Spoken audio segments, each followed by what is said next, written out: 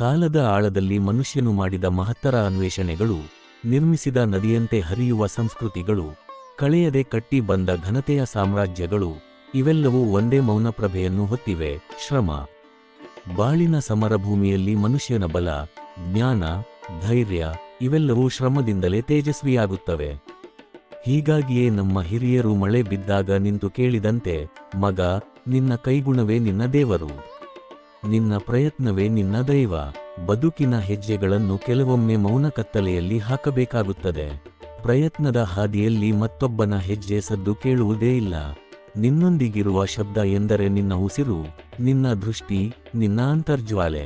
ಈ ಜ್ವಾಲೆಯನ್ನು ಆರಿಸದೇವೋ ಅದು ದೇವರೇ ಆಗುತ್ತದೆ, ಶ್ರಮದ ರೂಪದಲ್ಲಿ. ಯಾವ ಮರವೂ ಮೊದಲೇ ನೆರಳಾಗಿ ಹುಟ್ಟುವುದಿಲ್ಲ. ಮೊದಲು ಮಣ್ಣಿನೊಳಗೆ ಹುದುಗಿಕೊಳ್ಳಬೇಕು, ಕತ್ತಲೆಯಲ್ಲೇ ಜೀವರಸ ಸಂಗ್ರಹಿಸಬೇಕು. ನಂತರವೇ ಬೆಳಕಿನತ್ತ ಕೈಚಾಚಲು ಸಾಧ್ಯ.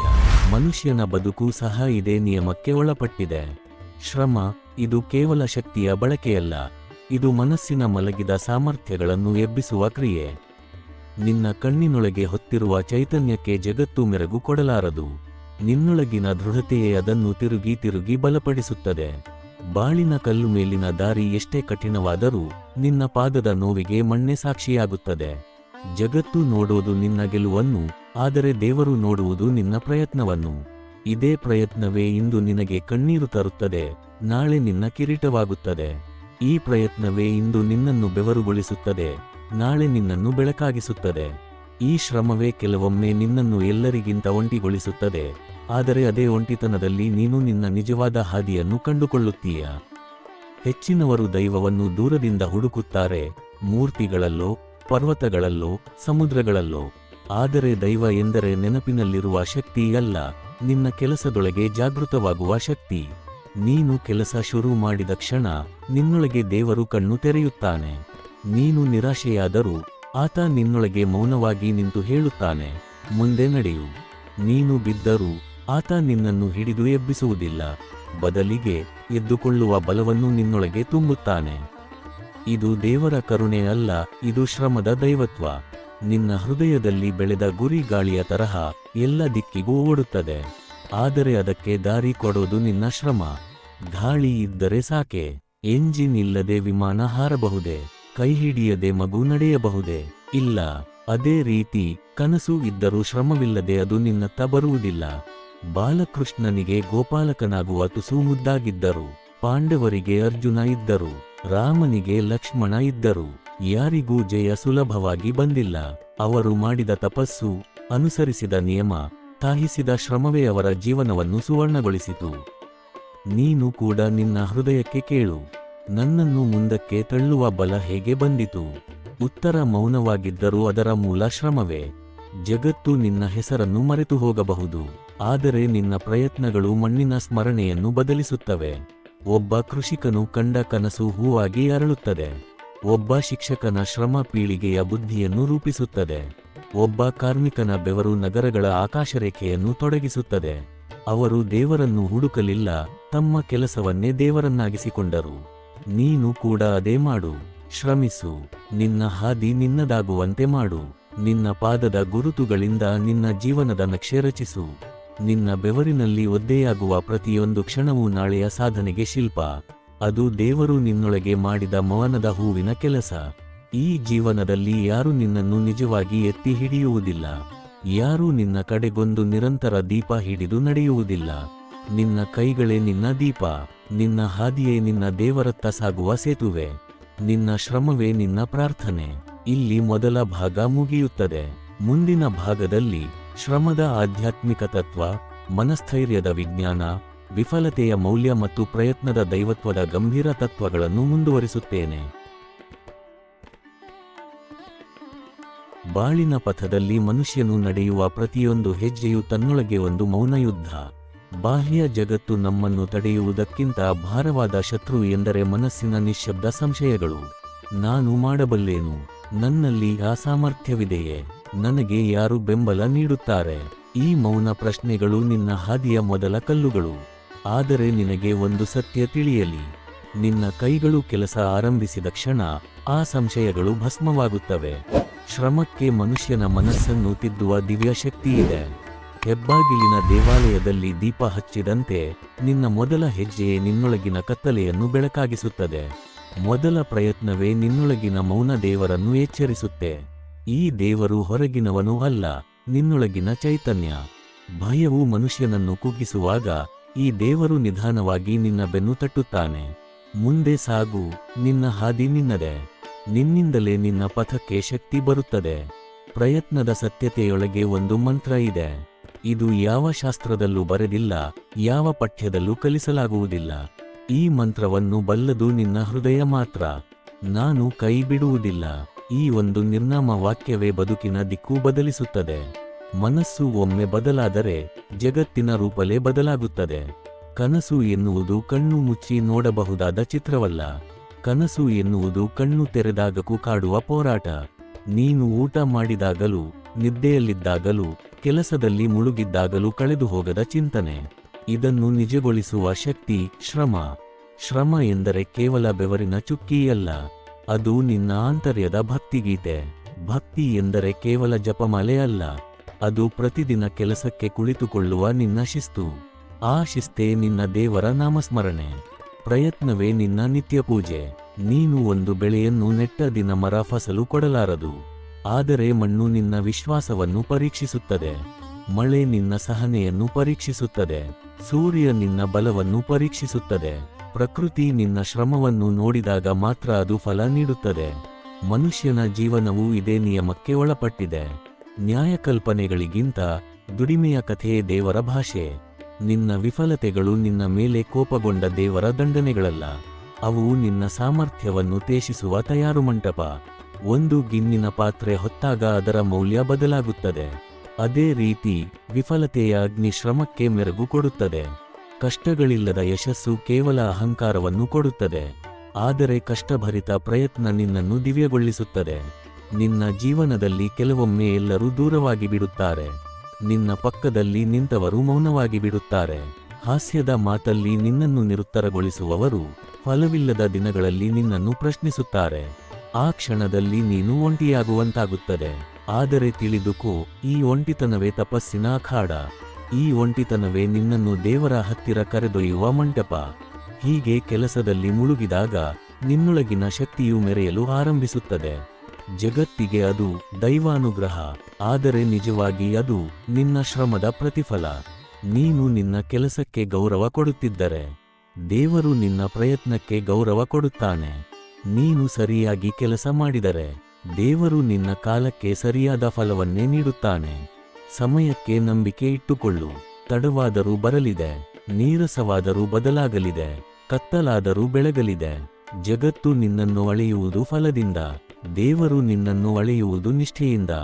ಜಗತ್ತು ನಿನ್ನನ್ನು ತಬ್ಬಿಕೊಳ್ಳುವುದು ನೀನು ಗೆದ್ದಾಗ, ದೇವರು ನಿನ್ನನ್ನು ತಬ್ಬಿಕೊಳ್ಳುವುದು ನೀನು ಕೈಬಿಡದಾಗ. ನಿನ್ನ ಕೈಗಳಿಂದ ಹೊರಡುವ ಕೆಲಸದಲ್ಲಿ ದೇವರ ಎರಡು ಚಿನ್ಮಯ ಶಕ್ತಿ ಇರುತ್ತದೆ. 1. ನಿನ್ನನ್ನು ಪರೀಕ್ಷಿಸುವ ಶಕ್ತಿ. 2. ನಿನ್ನನ್ನು ಪೋಷಿಸುವ ಶಕ್ತಿ. ನೀನು ಎಷ್ಟು ಬಾರಿ ಬಿದ್ದರೂ, ನಿನ್ನ ಕೈ ಹವಾ ಹಿಡಿಯುತ್ತಿದ್ದರು, ನಿನ್ನ ದಾರಿಯಲ್ಲಿ ಧೂಳು ಬಿದ್ದರು, ನಿನ್ನ ಹೃದಯದಲ್ಲಿ ಇರುವ ಸತ್ಯ ಒಂದೇ: ನನ್ನ ಪ್ರಯತ್ನವೇ ನನ್ನ ದೇವರು. ದೇವರು ನಿನಗೆ ಅದ್ಭುತಗಳನ್ನು ನೀಡುವುದಿಲ್ಲ, ಆದರೆ ಶ್ರಮದ ಮೂಲಕ ಅದ್ಭುತಗಳನ್ನು ಸೃಷ್ಟಿಸುವ ಸಾಮರ್ಥ್ಯವನ್ನು ನೀಡುತ್ತಾನೆ. ಹೀಗೆ ನಿನ್ನ ಹಾದಿ ಬದಲಾಗುತ್ತದೆ, ನಿನ್ನ ಬದುಕು ಬದಲಾಗುತ್ತದೆ, ನಿನ್ನ ತಲೆ ಎತ್ತಿಕೊಂಡು ನಡೆಯುವ ಹೆಸರೇ ಬದಲಾಗುತ್ತದೆ. ಬಾಳಿನ ಅಂತರಾಳದಲ್ಲಿರುವ ಅತ್ಯಂತ ಮೌನ ಸಾಗರ ಎಂದರೆ ಕರ್ಮದ ತತ್ವ. ಕರ್ಮ ಅಂದರೆ ಕಾರ್ಯ, ಕಾರ್ಯ ಅಂದರೆ ನಿನ್ನ ಪ್ರತಿದಿನದ ಶ್ರಮ. ಈ ಶ್ರಮವೇ ಬದುಕಿನ ನಾಡಿ, ಜಗತ್ತನ್ನು ಚಲಿಸುವ ಅಕ್ಷ. ಹೀಗಾಗಿ ನಿನ್ನ ಶ್ರಮ ಪೂಜೆ, ನಿನ್ನ ಪ್ರಯತ್ನ ದೇವರ ದರ್ಶನ. ಎಷ್ಟೋ ಬಾರಿ ಜೀವನದಲ್ಲಿ ನಾವು ಕೇಳುತ್ತೇವೆ, ಏಕೆ ನನ್ನ ಜೀವನದಲ್ಲಿ ಬೆಳಕು ತಡವಾಗುತ್ತಿದೆ? ನಾನು ಎಷ್ಟು ಕೆಲಸ ಮಾಡಿದರೂ ಫಲವಿಲ್ಲವೇ? ದೇವರು ನನ್ನನ್ನು ಮರೆತಿರುವನೆಯೇ? ಈ ಪ್ರಶ್ನೆಗಳು ನೋವಿನಿಂದ ಹುಟ್ಟಿದರೂ ಅವುಗಳ ಉತ್ತರ ಮೌನದಲ್ಲಿ ಅಡಗಿದೆ. ದೇವರು ಯಾರನ್ನೂ ಮರೆಯುವುದಿಲ್ಲ, ಆದರೆ ಆತ ನೀಡುವ ಫಲ ನಿನ್ನ ಬಲವನ್ನು, ನಿನ್ನ ಮನದ ಪಕ್ವತೆಯನ್ನು ಅಳೆಯುತ್ತದೆ. ಬಾಲ್ಯದಲ್ಲಿ ನೀನು 10 ಕಿಲೋ ತೂಕ ಎತ್ತಲಿಲ್ಲ, ಯಾಕೆಂದರೆ ನಿನ್ನ ಶರೀರಕ್ಕೆ ಅದು ಸಿದ್ಧವಾಗಿರಲಿಲ್ಲ. ಅದೇ ರೀತಿ ದೊಡ್ಡ ಕನಸುಗಳಿಗೆ ಜೀವ ಸಿದ್ಧವಾಗುವವರೆಗೂ ದೇವರು ಸಮಯ ನೀಡುತ್ತಾನೆ. ಈ ತಯಾರಿ ನಿನ್ನ ಶ್ರಮ. ನೀನು ಮಾಡುತ್ತಿರುವ ಪ್ರತಿಯೊಂದು ಕೆಲಸದೊಳಗೂ ನಿನ್ನ ಕರ್ಮದ ಸೂಕ್ಷ್ಮ ಶಕ್ತಿ ಜಾಗೃತವಾಗುತ್ತದೆ. ಈ ಕರ್ಮ ಮುಂದಿನ ದಾರಿಗೆ ಬೆಳಕಾಗುತ್ತದೆ. ನೀನು ಪಡೆದುಕೊಳ್ಳುವ ಯಶಸ್ಸು ಕೇವಲ ಒಂದೇ ದಿನದ ಫಲವಲ್ಲ, ಇದು ಅನೇಕ ದಿನಗಳ ಅಹೋರಾತ್ರಿ ಶ್ರಮದ ಕೂಟ. ನಿನ್ನೆ ಹಾಕಿದ ಹೆಜ್ಜೆ, ಇಂದು ಮಾಡಿದ ಪ್ರಯತ್ನ, ನಾಳೆಯ ಸಾಧನೆಯಾಗುತ್ತದೆ. ಈ 3 ಕಾಲ, ಭೂತ, ವರ್ತಮಾನ, ಭವಿಷ್ಯ ಎಲ್ಲವನ್ನೂ ಕಟ್ಟಿ ಹಿಡಿಯುವ ಸೇತುವೆ ಶ್ರಮ. ದೇವರು ಒಂದು ಹೂವನ್ನು ಕೂಡ ತನ್ನಿಂದಲೇ ಅರಳಿಸುವುದಿಲ್ಲ. ಆತ ಬೀಜ ಕೊಡುವನು, ಮಣ್ಣಿನಲ್ಲಿ ರಸ ನೀಡುತ್ತಾನೆ. ಸೂರ್ಯನಿಗೆ ಬೆಳಕು ಸಲ್ಲಿಸುವ ಆದೇಶವಿದೆ, ಮಳೆಗಾಲಕ್ಕೆ ನೀರಿನ ಧರ್ಮವಿದೆ. ಆದರೆ ಬೀಜ ಅರಳುವುದು ಬೀಜದ ಶ್ರಮದಿಂದ. ನಿನ್ನ ಜೀವನವು ಬೀಜದಂತೆ. ದೇವರು ಅವಕಾಶ ಕೊಡುತ್ತಾನೆ, ಆದರೆ ಜೀವನ ಅರಳುವುದು ನಿನ್ನ ಪ್ರಯತ್ನದಿಂದ. ಕೆಲಸಕ್ಕೆ ಕುಳಿತಾಗ ನಿನ್ನ ಮನಸ್ಸು ಕೆಲವೊಮ್ಮೆ ಭಾರವಾಗುತ್ತದೆ. ದೂರದಲ್ಲಿ ನಿನ್ನ ಗುರಿ ಕಂಡರೂ ಹತ್ತಿರದ ವೇದನೆಗಳು, ನೋವುಗಳು, ಅಡೆತಡೆಗಳು ನಿನ್ನ ಕಣ್ಣನ್ನು ಮಸುಕು ಮಾಡುತ್ತವೆ. ಆದರೆ ಇವುಗಳನ್ನೆಲ್ಲ ಮೀರಿ ನಿನ್ನೊಳಗೆ ಮೊದಲು ಎಬ್ಬಬೇಕಾದ ಶಕ್ತಿ ಸ್ಥೈರ್ಯ. ಸ್ಥೈರ್ಯವಿಲ್ಲದ ಶ್ರಮ ಹೂವಿಲ್ಲದ ಗಿಡದಂತೆ, ಪೋಷಣೆ ಇರುವುದಿಲ್ಲ. ಹೀಗಾಗಿ ಪ್ರಯತ್ನದ ಮೊದಲ ಹಂತ ಸ್ಥೈರ್ಯ, 2ನೇ ಹಂತ ಶಿಸ್ತು, 3ನೇ ಹಂತ ನಂಬಿಕೆ. ಈ ನಂಬಿಕೆಯೇ ಅಜ್ಞಾತವನ್ನು ಜಯಿಸುವ ಕವಚ. ಜಗತ್ತು ಕೆಲವೊಮ್ಮೆ ನಿನ್ನ ಶ್ರಮವನ್ನು ಕಾಣದೆ ಹೋಗಬಹುದು, ನಿನ್ನ ಅನುಭವವನ್ನು ಅಳೆಯದೆ, ನಿನ್ನ ಬಲವನ್ನು ತೂಕ ಹಾಕದೆ, ಒಂದು ಪದದಿಂದಲೇ ನಿನ್ನನ್ನು ತೀರ್ಪು ಮಾಡಬಹುದು. ಆದರೆ ದೇವರು ಹಾಗಲ್ಲ. ಆತ ನಿನ್ನ ನಡೆನುಡಿಯನ್ನಲ್ಲ, ನಿನ್ನ ಶ್ರಮದ ನಾದವನ್ನೇ ಕೇಳುತ್ತಾನೆ. ನಿನ್ನ ಉಸಿರಿನೊಳಗೆ ಉಂಟಾಗುವ ಆ ಮೌನ ಕಾರ್ಯದ ತಾಕತ್ತನ್ನು ಅರಿಯುತ್ತಾನೆ. ಆ ಪ್ರಯತ್ನವೇ ನಿನ್ನ ಕರ್ತವ್ಯ, ಕರ್ತವ್ಯವೇ ಪೂಜೆ. ಮನುಷ್ಯನು ಮೌನವಾಗಿ ಮಾಡಿದ ಕೆಲಸ ದೇವರ ಮಂತ್ರದಂತೆ. ಎಷ್ಟೇ ಗದ್ದಲದ ನಡುವೆ ಹೋಗಲಿ, ಆ ಮಂತ್ರ ನಿನ್ನನ್ನು ಹರಿಯಿಸುತ್ತದೆ. ನಿನ್ನವರಿಂದಲೂ ದೂರವಾದ ಕ್ಷಣದಲ್ಲಿ ನಿನ್ನ ಕೆಲಸವೇ ನಿನ್ನ ಗೆಳೆಯ. ನಿನ್ನ ಕಣ್ಣೀರಿಗೂ ನಿನ್ನ ಮೌನಕ್ಕೂ ಸಾಕ್ಷಿ ಅವನೇ. ಆ ಮೌನಕ್ಕೆ ದೇವರು ಹರಿದ ಹಾದಿ ಇದೆ.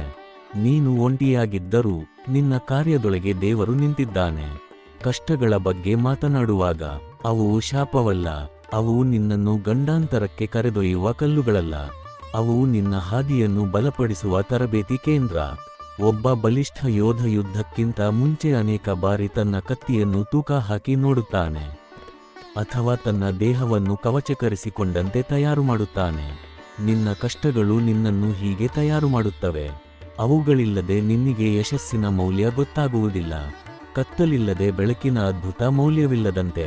ನೀನು ಬಿದ್ದಾಗ ನಿನ್ನ ಮನಸ್ಸು ಕುಗ್ಗುವುದು ಸಹಜ. ಆದರೆ ನಿನ್ನ ಮನಸ್ಸಿಗೆ ಹೇಳು, ಬೀಳುವುದೇ ನನ್ನ ಅಂತ್ಯವಲ್ಲ, ಬಿದ್ದಲ್ಲಿಂದ ಎದ್ದೇ ನಿಂತಿರುವುದು ನನ್ನ ಶಕ್ತಿ. ಇದು ಕೇವಲ ಪ್ರೇರಣೆಯ ವಾಕ್ಯವಲ್ಲ, ಇದು ಜೀವನದ ತತ್ವ. ಬಾಳಿನ ಗಮ್ಯಕ್ಕೆ ಹೋಗುವ ಹಾದಿ ಎಲ್ಲರಿಗೂ ಒಂದೇ ಇರಲಾರದು. ಕೆಲವರಿಗೆ ದಾರಿ ಸರಳ, ಕೆಲವರಿಗೆ ಕಲ್ಲುಗಳಿಂದ ತುಂಬಿರುವ ಹಾದಿ. ಆದರೆ ದೇವರು ನಿನ್ನಿಗೆ ಕೊಟ್ಟಿರುವ ಹಾದಿಯಲ್ಲೇ ನಿನ್ನ ಬೆಳಕಿದೆ. ಇದು ದಾರಿ ಬದಲಿಸುವ ಆಟವಲ್ಲ, ಇದು ದಾರಿಯನ್ನು ಬೆಳಗಿಸುವ ಯಾತ್ರೆ. ಈ ಬೆಳಕನ್ನು ನೀಡುವುದೇ ನಿನ್ನ ಶ್ರಮ.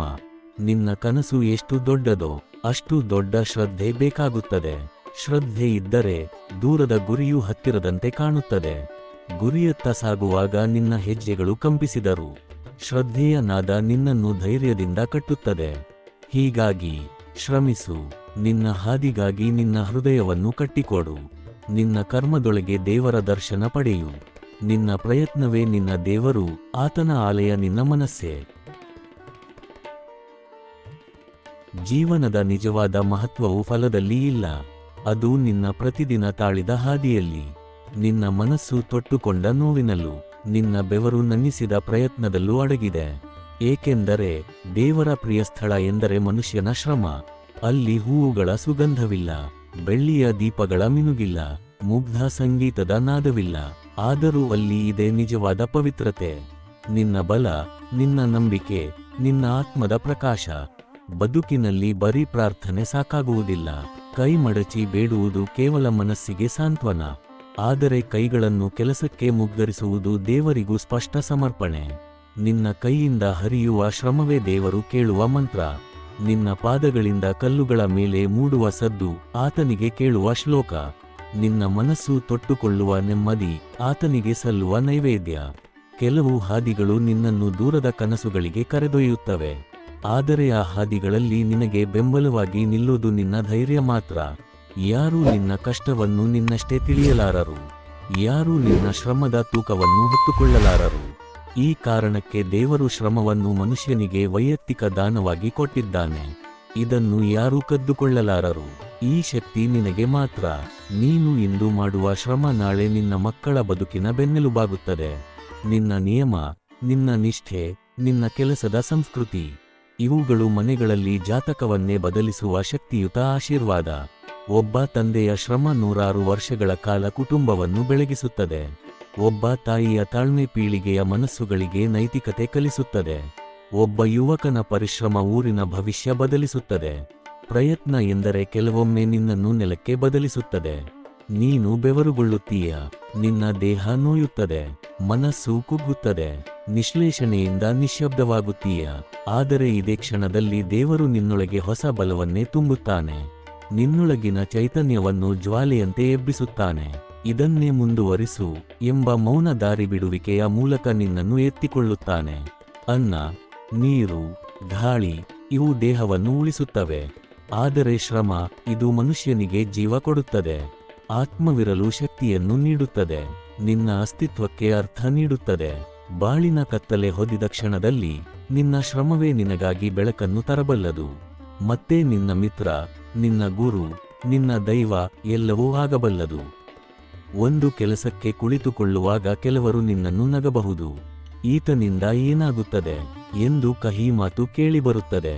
ನಿನ್ನನ್ನು ಕಡಿಮೆ ಮಾಡುವವರು ಪ್ರತಿಯೊಂದು ಹಾದಿಯಲ್ಲೂ ಸಿಗುತ್ತಾರೆ. ಆದರೆ ಇವೆಲ್ಲವನ್ನು ಮೀರುವುದು ನಿನ್ನ ಕಣ್ಣುಗಳಲ್ಲಿರುವ ಶ್ರದ್ಧೆ, ನಿನ್ನ ಹೃದಯದ ಗುರಿ, ನಿನ್ನ ಕೈಗಳ ಜ್ಯೋತಿ. ಜಗತ್ತು ನಿನ್ನ ಮುಖವನ್ನು ನೋಡಿ ನಿನ್ನ ಸಾಮರ್ಥ್ಯ ಅಳೆಯುತ್ತದೆ. ದೇವರು ನಿನ್ನ ಶ್ರಮವನ್ನು ನೋಡಿ ನಿನ್ನ ಭವಿಷ್ಯ ಬರೆಯುತ್ತಾನೆ. ಒಂದು ನದಿ ತನ್ನ ಹಾದಿಯಲ್ಲಿ ಅಡ್ಡ ಬಂದ ಕಲ್ಲುಗಳನ್ನು ನೋಡಿದಾಗ ನಿಲ್ಲುವುದಿಲ್ಲ. ಅದೇ ನದಿ ತನ್ನ ತೂಕಕ್ಕೆ, ತನ್ನ ಹರಿವಿಗೆ ನಂಬಿಕೆ ಇಟ್ಟುಕೊಂಡು ಕಲ್ಲಿನ ಸುತ್ತ ಹಾದಿ ಮಾಡುತ್ತದೆ. ಕಲ್ಲು ಅಡ್ಡ ಬಂದರೆ ನದಿ ಮೊಳಗು ಬಿಡುವುದಿಲ್ಲ, ಆದರೆ ತನ್ನ ಧಾಟಿಯನ್ನು ಬದಲಿಸಿ ಹರಿಯುತ್ತದೆ. ಈ ನದಿಯಂತೆ ನಿನ್ನೂ ಬದಲಿಸಬೇಕು, ಆದರೆ ನಿಲ್ಲಬಾರದು. ಮಂದಗತಿಯಾದರೂ ಸಾಗಬೇಕು, ಬೇರೆ ದಾರಿಯಿಂದ ಹೋದರೂ ಮುಟ್ಟಬೇಕು. ನಿನ್ನ ಹರಿವು ನಿನ್ನ ಗುರಿಯನ್ನು ಕಂಡುಕೊಳ್ಳಬೇಕು. ಶ್ರಮದ ಶಕ್ತಿ ಎಷ್ಟು ಅದ್ಭುತ! ಅದು ನಿನ್ನೊಳಗಿನ ನಿದ್ದೆಯಲ್ಲಿರುವ ಸಾಮರ್ಥ್ಯವನ್ನು ಎಚ್ಚರಿಸುತ್ತದೆ. ನಿನ್ನ ಮನಸ್ಸಿನ ಬಾಗಿಲಿಗೆ ಬಂದ ಪ್ರತಿಯೊಂದು ಭಯವನ್ನು ಮೌನವಾಗಿ ಹಿಂದಕ್ಕೆ ತಳ್ಳುತ್ತದೆ. ನಿನ್ನ ಅನುಮಾನಗಳನ್ನು ಕ್ರಮೇಣ ಸತ್ಯಕ್ಕೆ ತಿರುಗಿಸುತ್ತದೆ. ನಿನ್ನ ಹೆಜ್ಜೆಯನ್ನು ಹೊಳೆಯುವ ಬೆಳಕನ್ನಾಗಿ ಮಾಡುತ್ತದೆ. ಕೆಲವೊಮ್ಮೆ ಯಶಸ್ಸು ತಡವಾಗುತ್ತದೆ. ಅದೇ ಸಂದರ್ಭದಲ್ಲಿ ಮನಸ್ಸು ತನ್ನದೇ ಪ್ರಶ್ನೆಗಳನ್ನು ಎತ್ತುತ್ತದೆ. ನನ್ನ ಶ್ರಮಕ್ಕೆ ಒಮ್ಮೆ ಉತ್ತರ ಸಿಗುತ್ತದೆಯೇ? ನನ್ನ ಪ್ರಯತ್ನದ ಫಲ ಯಾವಾಗ? ಆದರೆ ಶ್ರಮ ಎಂದರೆ ಕೇವಲ ಫಲಕ್ಕಾಗಿ ಮಾಡುವ ಕೆಲಸವಲ್ಲ. ಅದು ನಿನ್ನ ವ್ಯಕ್ತಿತ್ವವನ್ನು ರೂಪಿಸುವ ತಪಸ್ಸು. ಈ ತಪಸ್ಸು ನಿನ್ನ ಜೀವನದ ಪ್ರತಿಯೊಂದು ಆಯಾಮವನ್ನು ಬದಲಿಸುತ್ತದೆ. ಹೀಗಾಗಿ ಶ್ರಮಿಸು. ನಿನ್ನ ಕೈಗಳು ನಿನ್ನ ಪೂಜಾ ಪಾತ್ರೆಗಳು. ನಿನ್ನ ಬೆವರು ನಿನ್ನ ತೀರ್ಥ. ನಿನ್ನ ಶಿಸ್ತು ನಿನ್ನ ಜಪ. ನಿನ್ನ ಪ್ರಯತ್ನವೇ ನಿನ್ನ ದೈವ. ಅದೇ ಪ್ರಯತ್ನ ನಿನ್ನ ಜೀವನದ ಗರ್ಭದಲ್ಲಿ ರಚಿಸಿರುವ ಹೊಸ ನಾಗರಿಕತೆ. ಜೀವನದ ಬೃಹತ್ ಚಿತ್ರದಲ್ಲಿ ಪ್ರತಿಯೊಬ್ಬ ಮನುಷ್ಯನು ತನ್ನದೇ ಬಣ್ಣವನ್ನು ಹೊತ್ತಿರುತ್ತಾನೆ. ಆ ಬಣ್ಣವು ಜನ್ಮದಿಂದ ಸಿಗುವುದಲ್ಲ. ಅದು ನಿನ್ನ ಕೈಗಳಿಂದ, ನಿನ್ನ ಉಸಿರಿನಿಂದ, ನಿನ್ನ ದಿನದ ಕಷ್ಟದಿಂದ, ನಿನ್ನ ರಾತ್ರಿ ಹೊತ್ತ ಮೌನದ ನಂಬಿಕೆಯಿಂದ ನಿರ್ಮಿತವಾಗುತ್ತದೆ. ಈ ಬಣ್ಣದ ಹೆಸರೇ ಶ್ರಮ. ಅದೇ ನಿನ್ನನ್ನು ವಿಶಿಷ್ಟಗೊಳಿಸುವ ರಂಗ. ಅದೇ ನಿನ್ನನ್ನು ದೇವರ ಹತ್ತಿರ ಕರೆದೊಯ್ಯುವ ದಾರಿ. ಮನುಷ್ಯನು ಶುಭ, ಅಶುಭ, ವಿಧಿ, ಅದೃಷ್ಟ ಇವುಗಳ ಬಗ್ಗೆ ಯೋಚಿಸುತ್ತಾ ಬದುಕನ್ನು ಕಳೆಯುತ್ತಾನೆ. ಆದರೆ ದೇವರು ಬರಹದಲ್ಲಿ ಬರೆದ ಅತ್ಯಂತ ಸರಳ ನಿಯಮ ಒಂದೇ: ಯಾರು ದುಡಿದಾರೋ ಅವರು ಏರುತ್ತಾರೆ, ಯಾರು ಕೈಬಿಟ್ಟಾರೋ ಅವರು ಕತ್ತಲಾಗಿ ನಿಲ್ದಾಳುತ್ತಾರೆ. ಇದು ಯಾವುದೋ ಪುಸ್ತಕದ ಸಾಲು ಅಲ್ಲ. ಇದು ಅನೇಕ ಪೀಳಿಗೆಗಳ ಅನುಭವದಿಂದ ಹೊರಬಂದ ತತ್ವ. ನಿನ್ನ ಕರ್ಮವೇ ನಿನ್ನ ದೈವ. ನಿನ್ನ ಕೆಲಸವೇ ನಿನ್ನ ನೈವೇದ್ಯ. ನಿನ್ನ ನಿಷ್ಠೆಯೇ ನಿನ್ನ ಗಾಯತ್ರಿ ಮಂತ್ರ. ಮತ್ತು ನಿನ್ನ ಪ್ರಯತ್ನ ಅದೇ ನಿನ್ನ ದೇವರ ನೆನಪಿನ ಜಪ. ಯಾರೂ ನಿನ್ನೊಳಗಿನ ಬೆಂಕಿಯನ್ನು ನಿನಗೆ ಕೊಡುವುದಿಲ್ಲ. ಆ ಬೆಂಕಿಯನ್ನು ನೀನೇ ಉರಿಯಬೇಕು. ಅದರ ಜ್ವಾಲೆಯಲ್ಲಿ ನಿನ್ನ ಕನಸುಗಳನ್ನು ಬೇಯಿಸಬೇಕು. ಅದರ ಬೆಳಕಿನಲ್ಲಿ ನಿನ್ನ ಜೀವನದ ಹಾದಿಗಳನ್ನು ರಚಿಸಬೇಕು. ಕೊನೆಯಲ್ಲಿ ಅದೇ ಜ್ವಾಲೆಯು ನಿನ್ನ ಕತ್ತಲೆಯನ್ನೆಲ್ಲ ಹೀರಿಕೊಂಡು ನಿನ್ನನ್ನು ಬೆಳಕಿನ ವ್ಯಕ್ತಿಯನ್ನಾಗಿ ರೂಪಿಸುತ್ತದೆ. ನಿನ್ನ ವಿರುದ್ಧ ನಿಂತವರು ಇದ್ದರು, ನಿನ್ನನ್ನು ಕುಗ್ಗಿಸಲು ಯತ್ನಿಸಿದರು, ನೀನು ಮಾಡಿದ ಪ್ರಯತ್ನದ ಶಬ್ದವನ್ನು ಯಾರೂ ನಿಲ್ಲಿಸಲಾರರು, ಏಕೆಂದರೆ ಪ್ರಯತ್ನ ಮೌನವಾಗಿ ಕೆಲಸ ಮಾಡುತ್ತದೆ. ಆ ಮೌನಕ್ಕೆ ಜಗತ್ತಿನ ಶಬ್ದದ ಮೇಲೆ ಮಂತ್ರದ ಶಕ್ತಿಯಿದೆ. ಒಮ್ಮೆ ಹೂವು ಅರಳಿದಾಗ ಅದು ತಾನು ಎದುರಿಸಿದ ಬಿಸಿಲಿನ ನೋವನ್ನು ಹೇಳುವುದಿಲ್ಲ, ತಾನು ತಾಳಿದ ರಾತ್ರಿ ತಂಪನ್ನು ಹೇಳುವುದಿಲ್ಲ. ಗಾಳಿ ಎಷ್ಟು ಬಲದಿಂದ ಹೊಡೆದಿತ್ತೋ, ಮಳೆ ಎಷ್ಟು ಬಾರಿ ಮುರಿದಿತ್ತೋ, ಅದರ ಬಗ್ಗೆ ಹೂವು ಜಗತ್ತಿಗೆ ಹೇಳುವುದಿಲ್ಲ. ಅದು ಹೇಳುವುದೇ ಒಂದೇ, ನಾನು ಅರಳಿದ್ದೇನೆ, ನೀನು ಕೂಡ ಹೀಗೆಯೇ ಅರಳಬೇಕು. ನಿನ್ನ ನೋವಿನ ಕಥೆಯನ್ನು, ನಿನ್ನ ಬಿದ್ದ ಕ್ಷಣಗಳನ್ನು, ನಿನ್ನ ನಿಗೂಢ ಕಣ್ಣೀರುಗಳನ್ನು ಜಗತ್ತಿಗೆ ವಿವರಿಸಬೇಕಿಲ್ಲ. ನೀನು ಮಾಡಿದ ಶ್ರಮ ಅದೇ ಮಾತನಾಡಲಿ, ಏಕೆಂದರೆ ಶ್ರಮಕ್ಕೆ ಒಂದು ವಿಶಿಷ್ಟ ವೈಭವ ಇದೆ. ಅದು ಶಬ್ದ ಮಾಡದ ದೇವರು, ಅದು ಸ್ವರೂಪವಿಲ್ಲದ ಮಂದಿರ, ಅದು ಕೈಕೂಗದೆ ನೀಡುವ ಆಶೀರ್ವಾದ. ಮತ್ತು ಅದು ಕೇವಲ ನಿನ್ನನ್ನು ಮಾತ್ರ ಅಲ್ಲ, ನಿನ್ನ ಮನೆತನವನ್ನು, ನಿನ್ನ ಮುಂದಿನ ಪೀಳಿಗೆಯನ್ನು ಬೆಳಗಿಸುತ್ತದೆ. ವಿಫಲತೆಯು ಕತ್ತಲಿನಂತೆ, ಅದು ನಿನ್ನನ್ನು ನಿಲ್ಲಿಸಲು ಬರೋದಿಲ್ಲ. ಅದು ನಿನ್ನೊಳಗೆ ಬೆಳಕನ್ನು ಹೇಗೆ ಬೆಳಗಿಸಬೇಕು ಎಂಬುದನ್ನು ಕಲಿಸುತ್ತದೆ. ನೀನು ಬಿದ್ದಾಗ ನೋವು ಆಗುವುದು ಸಹಜ, ಆದರೆ ಬಿದ್ದಲ್ಲೇ ಉಳಿದರೆ ಅದೇ ನಿನ್ನ ಮೇಲೆ ನಿನ್ನಿಂದ ಮಾಡಿದ ಅನ್ಯಾಯ. ನಿನ್ನನ್ನು ಎತ್ತುವುದು ದೇವರ ಕೆಲಸ ಅಲ್ಲ, ಅದಕ್ಕೆ ದೇವರು ಕೊಟ್ಟಿರುವ ಬಲ ನಿನ್ನೊಳಗೆ ಈಗಾಗಲೇ ಇದೆ. ಆ ಬಲದ ಹೆಸರು ಶ್ರಮ. ಬಹುತೇಕ ಜನರು ಪ್ರಾರ್ಥನೆ ಮತ್ತು ಅದೃಷ್ಟದ ನೆರಳು ಹಿಡಿದು ಜೀವನ ಸಾಗಿಸುತ್ತಾರೆ. ಆದರೆ ನಿನ್ನ ಹೃದಯದಲ್ಲಿ ತಲೆ ಎತ್ತಿ ಕೇಳು, ನನ್ನ ಕೈ ಏನು ಮಾಡುತ್ತಿದೆ? ಈ ಪ್ರಶ್ನೆಯ ಉತ್ತರವೇ ನಿನ್ನ ಭವಿಷ್ಯ. ಪ್ರಯತ್ನ ನಿಂತ ಕ್ಷಣ ನಿನ್ನ ಜೀವನವು ಅಕ್ಕಪಕ್ಕ ನೋಡದೆ ನಿಂತುಬಿಡುತ್ತದೆ. ಪ್ರಯತ್ನ ಮುಂದುವರೆದ ಕ್ಷಣ ಬಾಳಿನ ದಿಕ್ಕು ಗುರಿಯನ್ನು ಹಿಡಿಯುತ್ತದೆ. ಶ್ರಮ ನಿನ್ನನ್ನು ದೊಡ್ಡವನಾಗಿಸುವುದಿಲ್ಲ, ಅದು ನಿನ್ನನ್ನು ಅಗತ್ಯವನ್ನಾಗಿಸುತ್ತದೆ. ನೀನು ಯಾವ ಕ್ಷೇತ್ರದಲ್ಲಿದ್ದರೂ ನಿನ್ನ ಕೆಲಸಕ್ಕೆ ನಿನ್ನ ನಿಷ್ಠೆ ಇದ್ದರೆ ನಿನ್ನ ಹೆಸರು ಮಣ್ಣಿನೊಳಗೂ ಬೆಳಕಿನಂತೆ ಹರಡುತ್ತದೆ. ನಿನ್ನ ದೇವರು, ನಿನ್ನ ಧರ್ಮ, ನಿನ್ನ ಭಕ್ತಿ, ಇವೆಲ್ಲವಕ್ಕೂ ಮೇಲಿದೆ ಒಂದು ಶಕ್ತಿ, ನಿನ್ನ ಕೈಯಿಂದ ಮಾಡುವ ಕೆಲಸ. ಕಾರಣ, ದೇವರು ನಿನ್ನನ್ನು ಕೈಗಳನ್ನು ಮಡಚಿ ಕೂರಲೆಂದು ಸೃಷ್ಟಿಸಿಲ್ಲ. ಆತ ನಿನ್ನನ್ನು ನಡೆಯಲು, ಹೋರಾಡಲು, ನಿರ್ಮಿಸಲು ಮತ್ತು ಯಶಸ್ವಿಯಾಗಲು ಸೃಷ್ಟಿಸಿದ್ದಾನೆ. ಹೀಗಾಗಿ ಶ್ರಮಿಸು. ನಿನ್ನ ಕರ್ಮವೇ ನಿನ್ನ ಹೊನ್ನಿನ ಬಾಗಿಲು, ನಿನ್ನ ನಿಷ್ಠೆಯೇ ನಿನ್ನ ಗುರಿಯ ದೀಪ, ನಿನ್ನ ಪ್ರಯತ್ನವೇ ನಿನ್ನ ದೇವರು. ನೀನು ಮಾಡಿದ ಪ್ರತಿಯೊಂದು ಹೆಜ್ಜೆಯು ಪ್ರತ್ಯುತ್ತರವಾಗಿ ನಿನ್ನಿಗಾಗಿ ದೇವರ ಆಶೀರ್ವಾದವಾಗುತ್ತದೆ. ಈ ಮಾತು ನಿನ್ನ ಜೀವನದ ಮಂತ್ರವಾಗಲಿ. ನನ್ನ ಜೀವನದ ದೇವರು ನನ್ನ ಪ್ರಯತ್ನ.